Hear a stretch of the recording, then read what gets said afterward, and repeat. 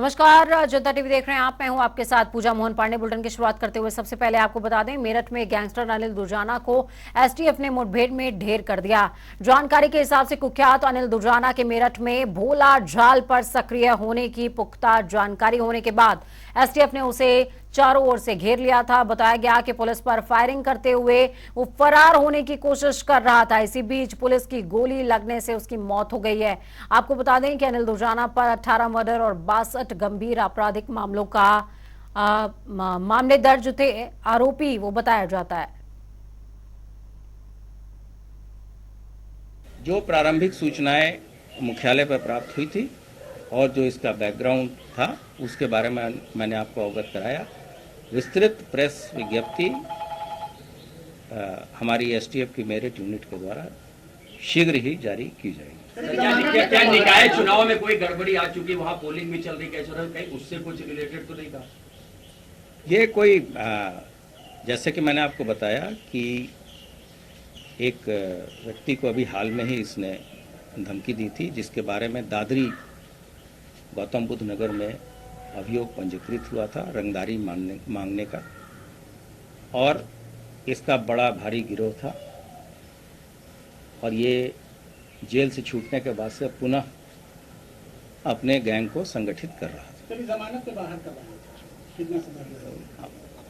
संभवतः 10 अप्रैल को ये छूटा है, लेकिन इस बदमाश को भी उत्तर प्रदेश पुलिस ने प्रॉपर गवाही और पैरवी करके सक्षम न्यायालय से सजा कराई थी। इस पे और इसके गैंग पे जो प्रभावी कार्रवाई की गई है उसके बारे में भी मुख्यालय स्तर से जल्द ही एक प्रेस विज्ञप्ति जारी हुई। पश्चिमी यूपी के खूंखार गैंगस्टर अनिल दुर्जाना के एनकाउंटर पर राजनीतिक दलों की तरफ से प्रतिक्रिया आनी शुरू हो गई है। इस मामले में बीजेपी प्रवक्ता राकेश त्रिपाठी ने प्रतिक्रिया देते हुए कहा कि जो जैसा है उसके साथ वैसा ही व्यवहार हो रहा है। यूपी में सठे साठ्यम समाचारेत का पालन हो रहा है। उत्तर प्रदेश में एसटीएफ ने आज जिस तरह से अनिल दुर्जाना जैसे कुख्यात अपराधी को एनकाउंटर में मार गिराया है, ये पूरे पश्चिमी उत्तर प्रदेश, दिल्ली, राजस्थान, हरियाणा जैसे राज्य के उन तमाम निवासियों के लिए एक सुकून देने वाली खबर है जो कहीं ना कहीं अनिल दुर्जाना की दहशत से भयाक्रांत होते थे, उससे दहशत में रहा करते थे। अनिल दुर्जाना को एसटीएफ ने आज जवाबी कार्रवाई में मार गिराया, जब अनिल दुर्जाना ने पुलिस पर गोली चलाने का दुस्साहस किया है। और ऐसे अपराधियों का यही हश्र होना चाहिए। और ये सवाल आज उन राजनीतिक दलों से, उन खैरख्वाहों से भी है जो माफियाओं की जाति मजहब देखा करते हैं। क्या वो अनिल दुर्जाना के भी जाति और मजहब देखेंगे?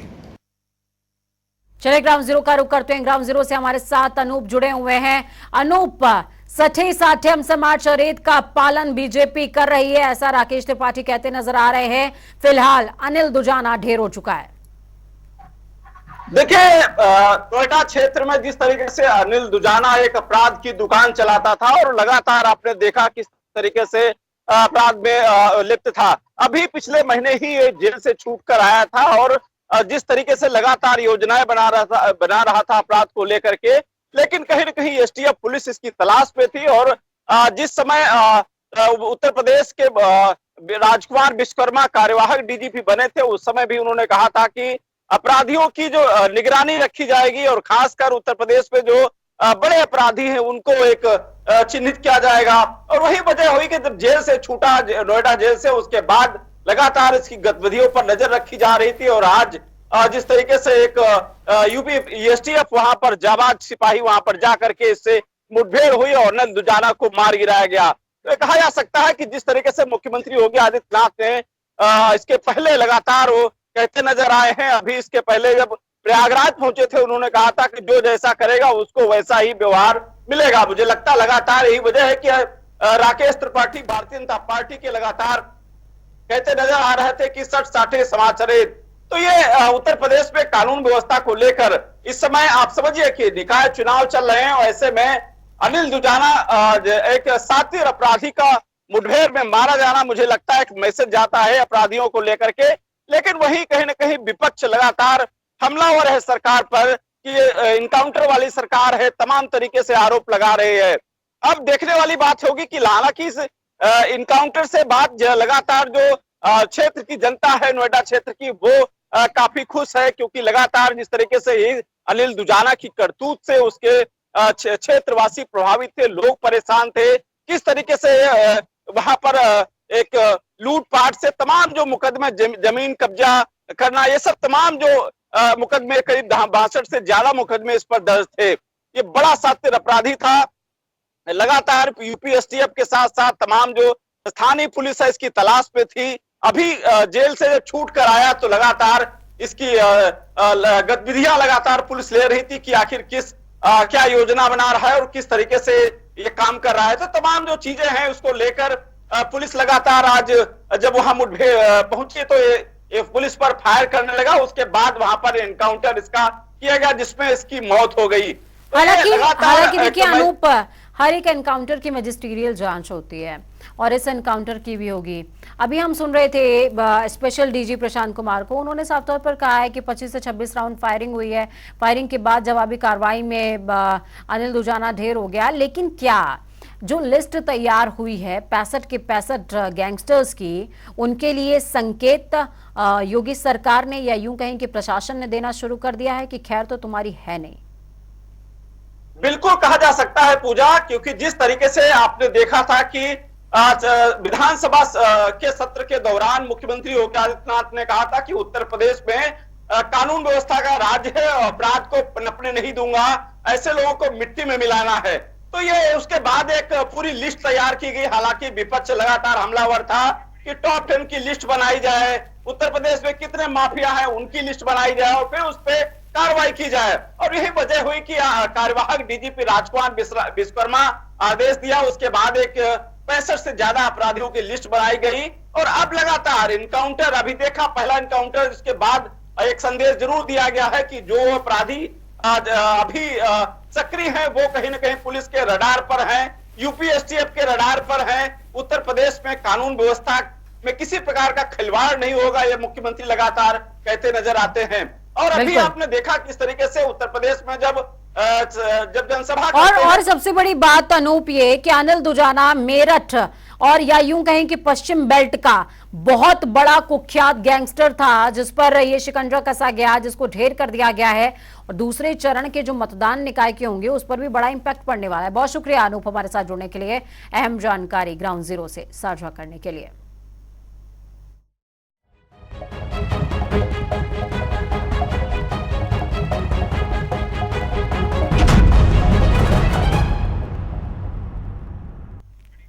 तो इस बीच बड़ी और अहम जानकारी दे रहे हैं तमाम दर्शकों को। बड़ी खबर निकाय चुनाव से जुड़ी हुई। नगर निकाय चुनावों का जो मतदान का शोर है वो थम चुका है।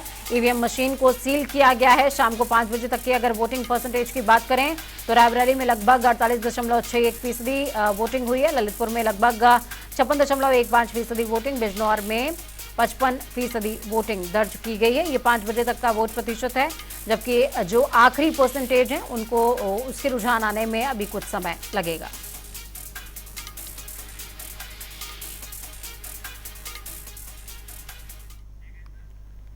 तो पहले दौर का शोर थम चुका है। मतदान ईवीएम पर जो उंगली पर स्याही लगाने की जो प्रक्रिया थी वो भी थम चुकी है, लेकिन अभी दूसरा चरण बाकी है और दूसरे चरण के लिए सीएम योगी आदित्यनाथ जान झोंक रहे हैं। कई जिलों में धुआंधार प्रचार हो रहा है। सीएम योगी आदित्यनाथ ने अयोध्या, बस्ती और सिद्धार्थनगर पहुंच करके दूसरे चरण के लिए ताल ठोकी और बीजेपी प्रत्याशियों के पक्ष में जनसभा को संबोधित करते हुए प्रत्याशियों के लिए वोटों की अपील भी की है। सुनिए। पिछली बार हमारा बोर्ड था, अकेले अयोध्या में लगभग 17,000 गरीबों को नगरीय क्षेत्र में हम लोगों ने प्रधानमंत्री आवास योजना का लाभ दिया था। 8,670 पटरी व्यवसायियों को पीएम स्वनिधि योजना का लाभ दिया गया। 42,672 निराश्रित महिलाओं को, 1,976 दिव्यांग जनों को और 89,400 से अधिक वृद्धजनों को पेंशन 12,000 रुपए सालाना पेंशन की सुविधा का लाभ ये डबल इंजन की सरकार अकेले अयोध्या में दे रही है। भाइयों बहनों, 40,507 आयुष्मान भारत के गोल्डन कार्ड अयोध्या में जारी किए गए हैं। और यही नहीं, मुख्यमंत्री नगर सृजन योजना में 3 नगर पंचायतों मां कामाख्या धाम, किरोनी यानी सुचिंतागंज, कुमारगंज का यहां पे सृजन हुआ है और नगर पालिका परिषद रुधौली का सीमा विस्तार का कार्य भी हुआ है। भाइयों बहनों, आने वाले समय में हम यहां इलेक्ट्रिक बस की सेवा भी प्रारंभ करने जा रहे हैं। अकेले बस्ती में 12,862 गरीबों को शहरी आवास योजना में प्रधानमंत्री आवास योजना का लाभ दिया गया है। 4,224 पटरी व्यवसायियों को प्रदेश के अंदर, जहां हमने 9 लाख लोगों को पीएम स्वनिधि योजना का लाभ दिया, वहीं 4,224 स्ट्रीट वेंडर को प्रधानमंत्री स्वनिधि योजना का लाभ दिया गया। बस्ती में 14,665 निराश्रित महिलाओं को, 9,874 दिव्यांगजनों को, 12,678 वृद्धजनों को 12,000 रुपए सालाना पेंशन की सुविधा का लाभ दे डबल इंजन की सरकार दे रही है। भाइयों बहनों, 1,97,543 आयुष्मान भारत के गोल्डन कार्ड भी यहां पर दिए गए और मुंडेरवा, नगर बाजार, गायघाट, गणेशपुर, कप्तानगंज, बनकटी, ये नगर पंचायतों का सृजन भी ये डबल इंजन की सरकार की देन है। हरैया और बगनान का हमने विस्तार भी किया। हर घर नल योजना के लिए पैसा स्वीकृत किया और भाइयों बहनों, कान्हा उपवन के लिए 8 नगर निकायों में गौशाला का निर्माण, 3 नगर निकायों में अंत्येष्टि स्थलों के निर्माण के लिए और 4 नगर निकायों में पंडित दीनदयाल उपाध्याय आदर्श नगर पंचायत योजना के अंतर्गत भी धनराशि स्वीकृत की गई। उपस्थित सिद्धार्थनगर जनपद के मेरे सभी उपस्थित भाइयों बहनों, आदिशक्ति मां पलटा देवी और सिंहेश्वरी माई की कृपा भूमि, महाभारत कालीन तमाम स्मृतियों से जुड़े हुए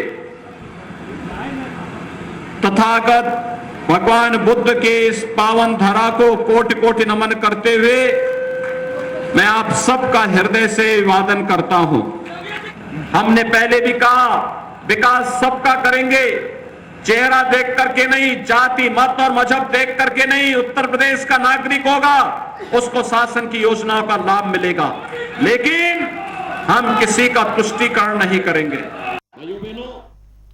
तो वही नगर निकाय चुनाव की तिथि नजदीक आने के साथ ही चुनावी सरगर्मी बढ़ने लगी है। इस दौरान डिप्टी सीएम केशव प्रसाद मौर्य मिर्जापुर पहुंचे हुए थे, जहां उन्होंने चुनावी जनसभाओं को संबोधित किया। अहरौरा और चुनार में आयोजित जनसभा को संबोधित करते हुए डिप्टी सीएम ने कहा कि सपा, बसपा और कांग्रेस है तो अंधेरा, भारतीय जनता पार्टी है तो उजाला। वहीं नगर निकाय मतदान को लेकर के डिप्टी सीएम ने कहा, सभी सीटों पर बीजेपी गठबंधन की जीत होने जा रही है। शाइस्ता परवीन को लेकर कहा कि पुलिस काम कर रही है। सपा को लेकर कहा कि निकाय चुनाव में सपा है। और 11 मई को आप ट्रिपल इंजन की सरकार बना दीजिए। अभी गुलाब मौर्य जी बता रहे थे कोई पार्क है, 3 करोड़ 25 लाख को उन्होंने स्वीकृत किया है। मैं इतना जरूर आपको कह रहा हूं, आप एक अहरौरा नगर पालिका की एक मजबूत सरकार बनाइए। प्रस्ताव नगर वालों से बैठ करके ओम प्रकाश जी अपने पार्षदों के साथ नगर की अनुमति से बनाने का काम आप करेंगे। डबल इंजन की सरकार से खजाना उपलब्ध कराने का काम हम लोग करेंगे, कोई कमी नहीं पड़ने दी जाएगी। जैसे कमल का फूल खिलता है तो कितना सुंदर लगता है, तो हम भी अहरौरा नगर पालिका को कमल के फूल की तरह खिला देंगे। ये आप सबको कहने के लिए यहां पर आए हैं। नगर निकाय चुनाव के पहले चरण में आज 37 जिलों में वोट डाले गए। इस चरण में कुल 7,592 पदों के लिए चुनावी रण में उतरे 44,226 उम्मीदवारों का भाग्य ईवीएम और मतपेटियों में कैद हो चुका है। बूथों पर सुबह से ही मतदाताओं की कतारें लगी रहीं। हालांकि कई जगहों पर ईवीएम खराब होने की खबरें भी सामने आई, जिससे सपा के नेताओं ने बीजेपी की साजिश करार दिया। तो वहीं जनता टीवी से खास बातचीत करते हुए बीजेपी के लोकप्रिय नेता और विधायक डॉक्टर राजेश्वर सिंह ने कहा कि जनता का उत्साह भाजपा के पक्ष में है, सपा, बसपा और कांग्रेस का कोई वजूद नहीं। आगे उन्होंने क्या कुछ कहा है, सुनाएंगे आपको। आज उत्तर प्रदेश के 10 नगर निगमों में चुनाव हो रहा है, पहले चरण का चुनाव है। ऐसे में लगातार तमाम उन जनता में उत्साह साफ तौर पर देखने को मिल रहा है। ऐसे में लगातार भाजपा को लगा उस तमाम इतिहास को हम दोहराने में सफल होंगे, तो वहीं समाजवादी पार्टी, कांग्रेस और बसपा का साफ तौर पर कहना है एक कड़ा मुकाबला है और इस इतिहास को हम खत्म करने का पूरी तरीके से जोर लगाए हैं। आइए इस वक्त हमारे साथ खास बातचीत करने चर्चित नेता उत्तर प्रदेश के राजेश्वर सिंह, इनसे ही बातचीत करते हैं। राजेश्वर जी, लगातार जनता में उत्साह साफ तौर पर देखने को मिला, क्या आपको लगता है कि उत्साह जो है ये भाजपा के पक्ष में है? भारतीय जनता पार्टी पूर्ण बहुमत से सारे चुनाव जीतेगी और योगी आदित्यनाथ जी पे, परम आदरणीय मोदी जी पे जनता का अपार विश्वास है। जनता भारतीय जनता पार्टी के नेतृत्व, नीतियां और निष्ठा के साथ है। भारतीय जनता पार्टी की नीयत साफ है, मैनिफेस्टो साफ है, मैनिफेस्टो के हिसाब से पार्टी काम करती है। जनता ये बात को जानती है, इसलिए भारतीय जनता पार्टी लगातार जीत रही है। चाहे 14 का चुनाव हो, चाहे 19 का हो, चाहे 17 का हो, चाहे 22 का हो, चाहे नगर निगम का या 18 का हो, 23 भी हम पूर्ण बहुमत से जीतेंगे। लेकिन राजेश्वर जी, अभी ईवीएम को लेकर अभी सियासत गर्मा गई। 13 तारीख को परिणाम घोषित होने इससे पहले समाजवादी पार्टी ये आरोप लगाने लगे। अब देखिए साफ तौर पे दिखा रहा है कहीं ना कहीं भाजपा ये दहशत में आ चुकी है। लगातार तमाम बूथों पे ईवीएम का खराब, क्योंकि वंदना मिश्र लगातार हमला हो रही है। अरे कुछ नहीं, जब अब विपक्ष हारने लगता है तो इसी तरह के आरोप लगाता रहता है। जब चुनाव जीत जाता है, कभी हिमाचल जीत गया, कभी मध्य प्रदेश जीत गया, तब नई ईवीएम खराब होती है। जब हारने लगता है तो ईवीएम खराब हो जाती है। मतलब पूरा विश्वास है 1995 से जो लगातार इतिहास होता आ रहा है वो आगे बढ़ेगा। बिल्कुल बिल्कुल, यही क्या उत्साह जो देखने को मिला, ये जीत से आश्वस्त आप लगने लगा? आसान नहीं, बहुत आसान है। सारे लोग भारतीय जनता पार्टी के साथ हैं। मैंने जैसे कहा, भारतीय जनता पार्टी के नेतृत्व में अपार विश्वास है जनता को।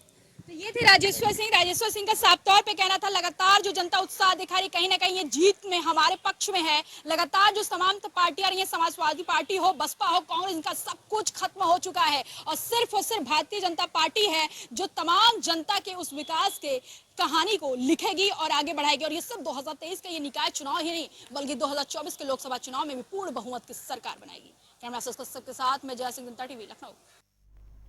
निकाय चुनाव के दूसरे चरण के मतदान से पहले सभी राजनीतिक दल मैदान में उतरकर अपने प्रत्याशी और पार्टी को जिताने के लिए हर संभव कोशिश करते नजर आ रहे हैं। ऐसे में कांग्रेस के प्रदेश अध्यक्ष ब्रजलाल खाबरी अपना मतदान करने के बाद कानपुर देहात पहुंचे, जहां उन्होंने कांग्रेस को जिताने के लिए बीजेपी पर निशाना साधा। ब्रजलाल खाबरी ने बीजेपी को देश को बचाने वाली पार्टी के नाम से बेचने वाली, माफ कीजिएगा, पार्टी के नाम से संबोधित किया और कहा कि एक तरफ देश को बेचने वाली पार्टी है और दूसरी तरफ देश को गुलामी की जंजीरों से आजाद कराने वाली पार्टी है। हमको लगता सारे उत्तर प्रदेश के पहले चरण में जो कांग्रेस पार्टी ने भारतीय जनता पार्टी के नेताओं के नाक में दम कर रखी है, उससे ये लगता है कि कांग्रेस पार्टी बहुत आगे आ रही है।